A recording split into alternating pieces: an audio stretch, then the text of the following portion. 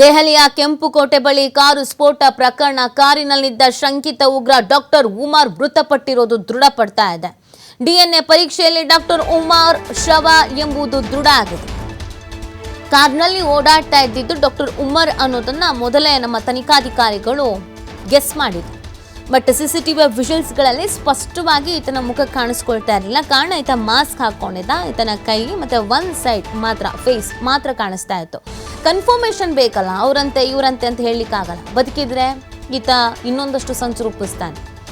So ಹಾಗಾಗಿ ಯಾರು ಕಾರ್ನಲ್ಲಿ ಮೃತದೇಹವಾಗಿ ಸಿಕ್ಕಿದ್ದು ಅನ್ನೋದ್ರ ಬಗ್ಗೆ ಕನ್ಫರ್ಮೇಷನ್ ಬೇಕಾಗಿದೆ. ಊಹಾಪೋಹ ಅಂತೆಕಂತೆ ಆಗಲ್ಲ, ಸಾಕ್ಷಿ ಬೇಕಾಗುತ್ತೆ.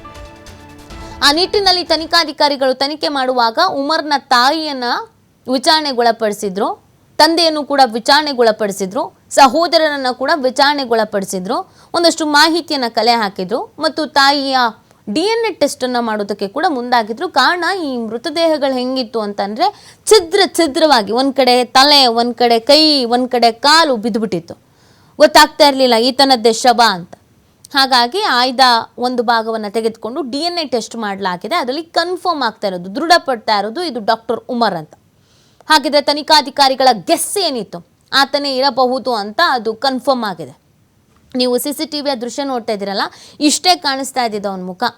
ಹಾಗಾಗಿ ನೀಟಾಗಿ ಕಾಣಿಸ್ತಾ ಇರಲಿಲ್ಲ. ಮುಖದ ಚಹರೆಯನ್ನು ಗುರುತು ಮಾಡೋದ್ರಲ್ಲಿ ಸ್ವಲ್ಪ ಕಷ್ಟ ಆಗ್ತಾ ಇತ್ತು. ಅಂದರೆ ಅಧಿಕೃತವಾಗಿ ಕನ್ಫರ್ಮ್ ಆಗಿ ಪಕ್ಕ ಸ್ಪಷ್ಟವಾಗಿ ಗೊತ್ತಾಗ್ತಾ ಇರಲಿಲ್ಲ. DNA ಟೆಸ್ಟ್ನಲ್ಲಿ ದೃಢಪಟ್ಟಿದೆ ಅದು ಡಾಕ್ಟರ್ ಉಮರ್ ಮೊಹಮ್ಮದ್ನೇ ಅಂತ. ಏನು ಶಂಕಿತ ಅಂತ ಕರಿತಾ ಇದ್ವಿ, ಅದು ಕನ್ಫರ್ಮ್ ಆಗ್ತಾ ಇರೋದು ಅವನೇ ಅಂತ. DNA ಟೆಸ್ಟ್ನ ನಂತರ ಈ ಒಂದು ಸತ್ಯ ಹೊರಗೆ ಬಿದ್ದಿದೆ. ಈತನ ಸ್ನೇಹಿತರ ಜೊತೆಗೆ ಸ್ಕೆಚ್ ಹಾಕ್ಕೊಂಡಿದ್ದ. ಅವರೆಲ್ಲರೂ ಅರೆಸ್ಟ್ ಆಗ್ತಾ ಇದ್ದ ಹಾಗೇನೆ ಈತ ವಿಚಲಿತನಾಗಿದ್ದ. ಮುಂದಿನ ಪ್ಲಾನ್ಗಳೆಲ್ಲ ತಲೆ ಕೆಳಗಾಗ್ತಾ ಇದೆ ಅನ್ನುವಂಥ ಆತಂಕಕ್ಕೆ ಒಳಗಾಗಿದ್ದ. ಹಾಗಾಗಿ ಯಾವುದಾದ್ರೂ ಓಕೆ, ಎಲ್ಲಾದರೂ ಓಕೆ, ಒಂದು ಬ್ಲಾಸ್ಟ್ ಮಾಡಿಗೆ ತೀರಬೇಕು ಅಂತ ಅಂದ್ಕೊಂಡಿದ್ದ. ಈ ಆತ್ಮಾಹುತಿ ದಾಳಿಯನ್ನು ಮಾಡೋದಕ್ಕೆ ಅಂತ ಮುಂದಾಗಿದ್ದ ಅನ್ನೋದನ್ನು ಹೇಳಲಾಗ್ತಾ ಇದೆ.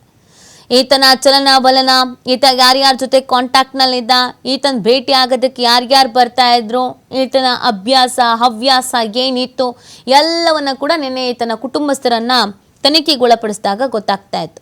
ಇವರು ಕುಟುಂಬಸ್ಥರು ಗಾಬರಿಗೊಳಗಾಗಿದ್ದಾರೆ. ಆ ಥರ ಅಲ್ಲವೇ ಅಲ್ಲ ನಮ್ಮ ಮಗ ಅಂತ ಹೇಳ್ತಾ ಇದ್ದಾರೆ.